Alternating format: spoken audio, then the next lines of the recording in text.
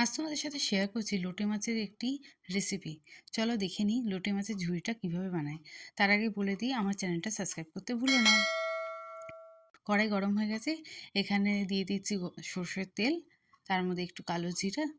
তেলটা গরম হয়ে আসলে আমি এখানে দিয়ে দেবো পেঁয়াজকলি, ছোটো ছোটো করে কেটে নিয়েছি।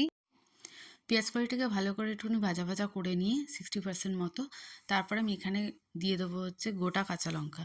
কাঁচা লঙ্কাটা তোমরা কুচি করেও দিতে পারো, আমি ঝাল যেরকম খাই সেইভাবে দিয়েছি। আর নুন, তারপরে হলুদ গুঁড়ো, তারপরে ভালো করে একটু নাড়াচাড়া করে পেঁয়াজ কুচি দিয়ে দেবো। পেঁয়াজটা এখানে ততক্ষণ ভেজে নিতে হবে যতক্ষণ পেঁয়াজের রঙটা বাদামি রঙ না হয়। তারপরে এখানে এখানে আমাদের পেঁয়াজ আর পেঁয়াজকলি দুটোই ভালো করে ভাজা ভাজা হয়ে গেছে। এরপরেই আমি দেবো হচ্ছে রসুন বাটা। এখানে 4-5 কোয়া মতো রসুন আমি বেটে নিয়েছিলাম। রসুনটাকে ভালো করে কষিয়ে নিতে হবে যাতে রসুনের গন্ধটা রান্নার মধ্যে না থাকে। তারপরে এখানে দিয়ে দিচ্ছি জিরের গুঁড়ো। তোমরা এখানে কাশ্মীরি লঙ্কার গুঁড়ো বা শুকনো লঙ্কার গুঁড়ো দুটোই মধ্যে যে কোনো একটা তোমরা ব্যবহার করতে পারো। আমি আর এখানে কোনো মশলা ব্যবহার করিনি। এরপরে আমি আগেই মাছটা সিদ্ধ করে রেখেছিলাম।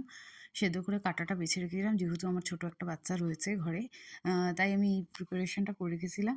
আর যদি তোমরা মনে করো যে না সেদ্ধ করব না, তো তোমরা সেদ্ধ না করো, ডিরেক্ট মাছটা এখানে নুন হলুদ মাখানো মাছটা এখানে দিয়ে ডিরেক্ট করতে পারো। আমি এখানে পুরো লো টু মিডিয়াম ফ্লেমেই রান্নাটা করেছি। লোটে মাছের ঝুড়িটা ততক্ষণ তোমাদের রান্না করতে হবে যতক্ষণ মাছের জলটা না পুরো টেনে যাচ্ছে। তারপরে ধনেপাতা কুচি দিয়ে লাস্টে গরম ভাতে সার্ভ করো।